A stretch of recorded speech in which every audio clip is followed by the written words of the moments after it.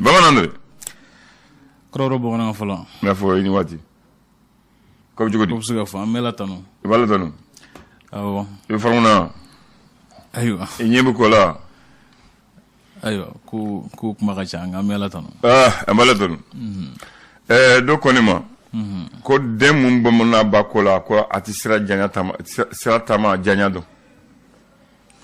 o ye tiɲɛ ye Ablaye mun na ale tɛ ka sɛgɛn o ale talen don dɔ de fɛ n'i ye a bila adamadenya minɛ kɔnɔ naamu i b'a ye k'a fɔ ko ko min n'i tɛ a ɲɛguanyɔrɔ la n'i tɛ a sɛgɛnyɔrɔ la naamu e t'i o kojuguya dɔn Allahu akbar i y'a faamu naamu kuma dɔ n'i ye a jateminɛ wari ɲini mɔgɔ min tɛ wari ɲini na n'a a musakaw bɛɛ bɛ kɛ dɔ fɛ kuma dɔ o tɛ wari ɲini gɛlɛya dɔn fɛn min bɛ d'a ma i b'a ye k'a fɔ ko ni a ma kɛ hakilimaya a t'i janto a la ka ɲɛ i yɛrɛ b'a dɔn i ka du kɔnɔ i bɛ taa ye k'a fɔ ko i b'a sɔrɔ duden dɔw bɛ yen nɔ fɛn minnu bɛ yen i bɛ fɛn minnu ɲini ka na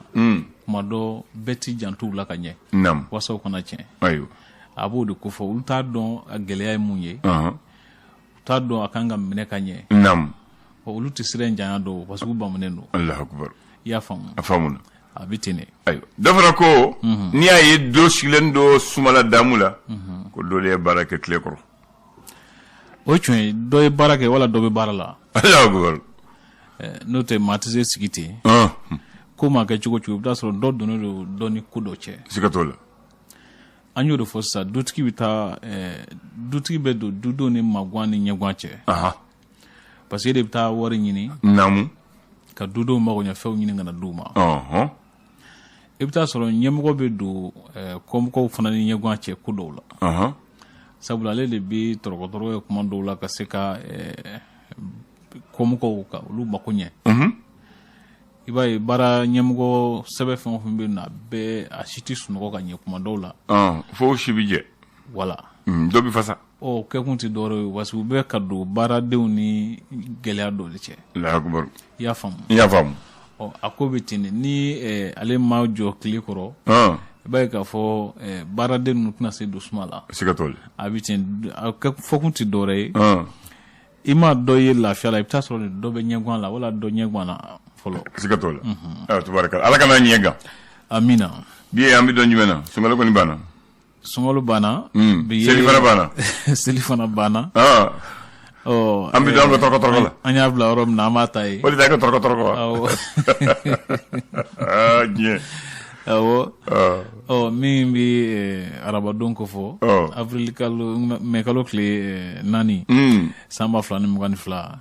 Ablaye o kɔni ye bi de fasiribaw kɔni y'a daminɛ ka fasiri gafew sɛbɛn an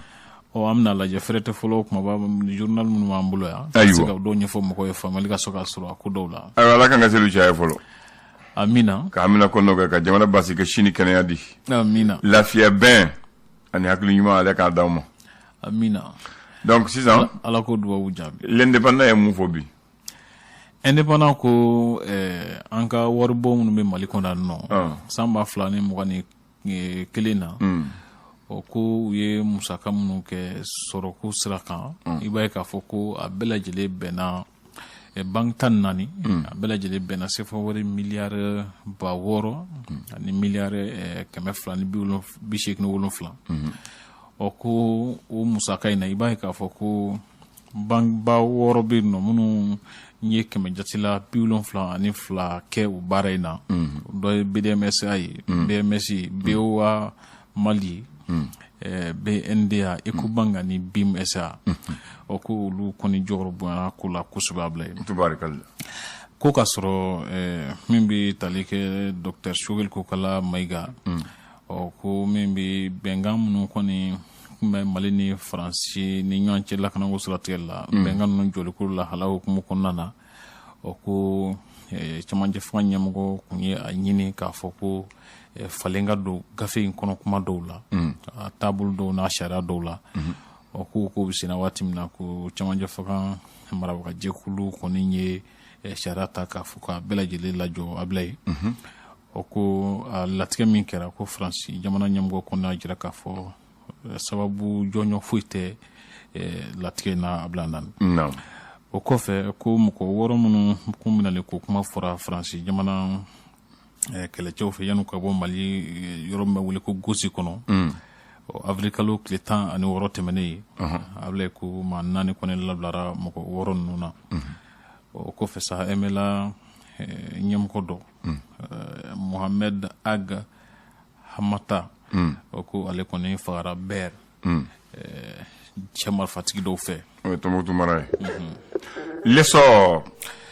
a sɛmɛntiya k'a fɔ ko Mali kɔkanko ministre Ablaye Diop a jira k'a fɔ ko sariya foyi tɛ Faransi bɛ sigi sinsin min kan tun Mali kɔnɔ ka se ka lakanako baaraw kɛ min yɛrɛ fana bɛ tali kɛ lakanako baara ninnu jɔliko kuma kɔnɔna na ministre min ɲɛsinnen don jamana ka kuma lase ma colonel Ablaye Mayiga ale ye bataki min kalan kuma kelen don o fana kan essor kɔnɔ Raourous a sɛmɛntiyara k'a fɔ gɛlɛyaba bɛ sigidala mɔgɔw kan yen nɔ gɛlɛya minnu ni maa bɛ se k'a fɔ k'u ka can ka kɛ ni fasiriba ka ɲɛfɔliw ye Coupe du Mali n'o ye Mali ka jɔnjɔnba ye ale kɔni dɔlɔci laban ɲɛbila dɔlɔciw laban bɛ sen na ko tɔn 4 minnu kɔni taara ko a kuma ciyalen don kosɛbɛ Ablaye Nane ko Joliba ni Binga Stade ani Royal la ko olu bɛ ɲɔgɔn kunbɛn demi-finale la dɔlɔci dumanw kɔni don o kɔni Salo Binga ma taa finale la a taara finale la ɲina fana bɛ demi-finale la ayiwa l'indicateur du renouveau ko so bedi ni sɛbɛn min ye logements sociaux n'o ye RCBC ye ko o 300 jate yira k'a fɔ minnu man ɲi ministre so fɛ min ɲɛsinnen don sokow ma ka sɛmɛntiya fana k'a fɔ ko pompisiw y'a jira k'a fɔ olu ka baarabila daminɛ bi ka se kalo tile 14 ma min yɛrɛ bɛ tali kɛ essence feerelaw de ko don halisa o diminen don Ablaye ko Mali ni Faransi cɛ ko fɔɲɔgɔnkɔ dɔw minnu ni fɔ ka bɛɛ ma se ka sɔrɔ a ko la fewu k'olu de kɛra gɛlɛya in sababu ye ni an farala ka bɔ ɲɔgɔn na lakanako sira kan o kɔfɛ ka adamadenw kɛ jɔn ye o waleya kɔnɔ ɲinan ye a san 174 ye ko faraɲɔgɔnkakulu min bɛ wele ko association Temed olu kɔni b'a la ka ko in ɲɛnamaya a taara kɛrɛnkɛrɛn avril kalo tile 27 san 1848 waati ninnu de la Antonio Guterres ni ale ye diɲɛ tɔnba ɲɛmɔgɔba ye ni ko ale kɔni y'a ɲini k'a fɔ coup d'état kɛra fanga d'Afrique wali kɛra farafinna tilefɛ jamana minnu kɔnɔ ko segin ka kɛ an ka jamana bɛɛ ya fanga ma jamana ninnu kɔnɔna kalataw ka kɛ wasa ɲɛmɔgɔw ka se ka sigi kunnafonidilaw cɔla don Ablaye ko maison de la presse ɲɛmɔgɔba ale kɔni y'a ɲini k'a fɔ fɛɛrɛ ka kɛ wasa kunnafonidi bɛ se ka kɛ kanabila yɛrɛ kɔnɔ cogo min na k'a sɔrɔ gɛlɛya ma se kunnafonidilaw ma baara kɔni o laɲini kɛra tubarikala info matin min bɛ tali kɛ farali Mali ni Faransi cɛ lakanako siratigɛ la o kumanen don de kan ko Dr Choguel Kokala Mayiga ko sariya minnu ni Faransi kumara ka baara kɛ n'u ye k'olu kɔrɔ la ko nafa foyi tɛ u la bilen ko Jean-Yves Le Drian Faransi kɔkanko ministre ale kɔni y'a sɛmɛntiya k'a fɔ ka jalaki min bɛ yen no Faransi jamana kɛlɛcɛw kan k'a fɔ u ye sariya sɔsɔ k'o kumaw bɛɛ lajɛlen ye nkalon ye Ablaye Nane le soir de Bamako wula Imam Mahmoud Diko ale y'a sɛmɛntiya k'a fɔ ko a tɛ se ka mɔgɔ dɛmɛ a tɛ maa min ta yɔrɔ dɔn Ablaye Nane min yɛrɛ fana bɛ tali kɛ Faransi ka tagali ko in ɲɛɲɔgɔnya ninnu wulili ka bɔ Mali ni Faransi cɛ lakanako sira kan kuma kelen don fana ka yan nɔ ko Faransi kɔni y'a jira sa k'a fɔ olu ma sariya sɔsɔ wale foyi kɛ bɛnkan in kɔnɔ kow la min yɛrɛ fana bɛ tali kɛ adamadenw ka hakɛw lafasali ko kuma kɔnɔna na ni bɛɛ y'a fanga n'o ye démocratie ye ko yala ko mouvement démocratie jagoya donnen don so kɔnɔ wa Antonio Guterres ko a ka mununu salo hukumu kɔnɔna na k'i b'a ye k'a fɔ ko CEDEAO jamana ɲɛmɔgɔw ma se ka nɔgɔya nati fiyewu politique ko gɛlɛyaw la minnu bɛ Mali Guinée ani Burkina kɔnɔ o ko diɲɛtɔmɔ ɲɛmɔgɔ in kɔni y'a ɲini k'a fɔ ko segin ka kɛ bɛɛ ya fanga ma kalataw ka kɛ wasa ko bɛ se ka segin ka na diɲɛ ka fanga mara hukumu kɔnɔ cogo min na Abdulaye Andani o ko fana ka kɛ waati bɛnnen kɔnɔ o ka to an ka yɔrɔ fura fɔlɔ ayiwa a kuma kɔni y'o ye fɔlɔ min bɛ tali kɛ kunnafoni dilaw cɔla don diɲɛ kɔnɔ mɛ kalo tile 3 ko Mali kɔnɔ yala kunnafoni di ka kɛ kanabila kɔnɔ ni gɛlɛya ma se kunnafoni dilaw ma n'u ma bagabaga ko o bɛ farati la wa n t'o dɔn ɲininkali kɛlen don Ablaye ni kuma cogo dɔn i tɛ farati la les scorpions on va continuer n'o ye gɔsɔn kuma jugu dɔn tɛ nin bɛɛ la Ablaye ayiwa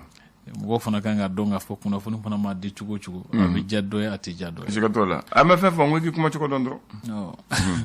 kunnafoni ngalonma o de ye kojugu ye o de ta kuma cogoya o de kan ka a bɛɛ b'a kɔnɔ ni n ko i k'i kuma cogo dɔn nin bɛɛ b'a kɔnɔ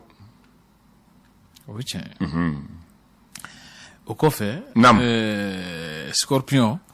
ale kɔni y'a sɛmɛntiya k'a fɔ bɛnbaliya kɔni b'a la ka sinsin halisa Mali ni Faransi ni ɲɔgɔn cɛ Colonel Assimi Goïta ko ale fana ye sunkalo bɛ kuncɛ ni seli min ye ko ale y'o kɛ Kuluba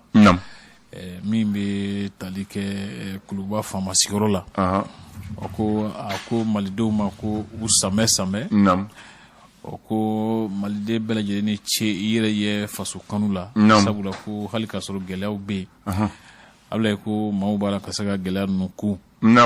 ko an ka ɲɔgɔn minɛ Mali kura kama tubaarikala ko silamɛ wɛrɛ minnu b'a kɛrɛfɛ olu kɔni ye duwawu ta ko Ala ko duwawu jaabi Ablaye amin ya rabbi kuma ye nin ye ayiwa sɔgɔmada n'a kunnafoni tɛ a selila pale o a selila misiri o ale bɛ yɔrɔ bɛɛ ayiwa Ala kɔni bɛ yɔrɔ bɛɛ o ye tiɲɛ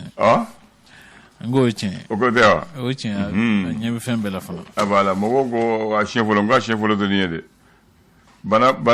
bana mun nana salo i bɛ k'a ye seli kɛ pale o donc a ma daminɛ ale de o a daminɛ ale ye filanan de o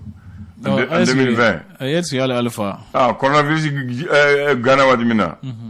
i bɛ k'a ye u ye seli kɛ pale de la awɔ i bɛ ka waati laban ninnu na o seliw bɛɛ kɛra Kuluba donc a siɲɛ fɔlɔ tɛ nin ye Ala kɔni bɛ yɔrɔ bɛɛ a kunnafoni jɔn fana mais an ye kunnafoni minnu fana mɛn Alpha fana hakili la ale fana kun tɛ taa misiriba la ka caya non Alpha ko ka seli ko ale bɛ seli fɛ ko jagoya tɛ o k'ale ta voilà Alpha ko parce que u ko a ma Alpha ye fanga ta waati min na a sɔrɔ laada dɔ de bɛ yen o laada ye jumɛn ye k'a sɔrɔ Modibo ani Musa Tarawele fanga la juma o juma olu bɛ taa seli misiriba la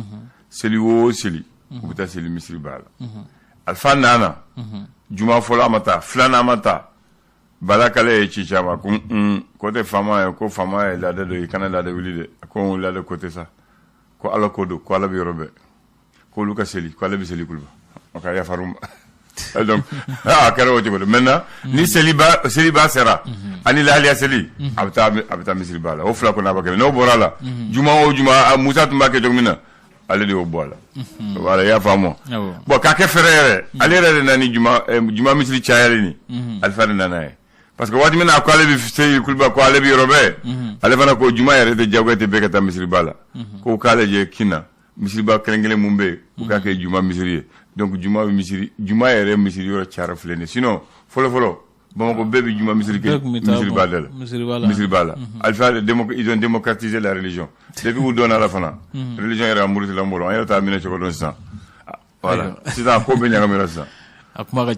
ca sinon Musa ka waati la i b'i sen minɛ o i b'i tɛgɛ minɛ o i t'i tɛgɛ minɛ o i b'i jalamugu don o i b'i fugulani don o ni bonbosi b'i la bonbosi t'i la nusi b'i la o ni ko ye silamɛ ko Alpha Musa ko kulu kɛlɛ AMIPI association malienne pour le progrès et l'unité de l'islam i b'o la n'i t'o la i bɛ taa yɛrɛ fɛ i bɛ yɛrɛ fɛ olu t'i lakodɔn et puis n'AMIPI y'a bila yɔrɔ min na a b'o bila yɔrɔ la n'a ko an b'a wuli yɔrɔ min na a b'o wuli yɔrɔ Musa ka waati la kɛlɛ tun tɛ yen mais depuis u ye bɛɛ to u yɛrɛ ma bɛɛ y'u ka sira ta dɔw ko an bɛ kan dɔ ko dɔw ko an bɛ handan dɔ ko dɔw ko an bɛ andre dɔ ko kɛlɛ cayara bolota cayara an ma ɲɔgɔn faamu an ma fɛn sɔrɔ a la tuguni a bɛɛ kɛra bisa ɲagami akuma ka ca akuma ca yɛrɛma bila tɛ ko dilan cogo ye voilà kan ka faamu diinɛ fana tɛ ne hakilina ayi voilà fo mɔgɔw k'o dɔn diinɛ bɛ sigi kan dɔw de kan voilà hakili la olu fana kan ka bato i y'a faamu awɔ i ni ce i ni baraji kan bɛ dɔn wɛrɛ kan bɛ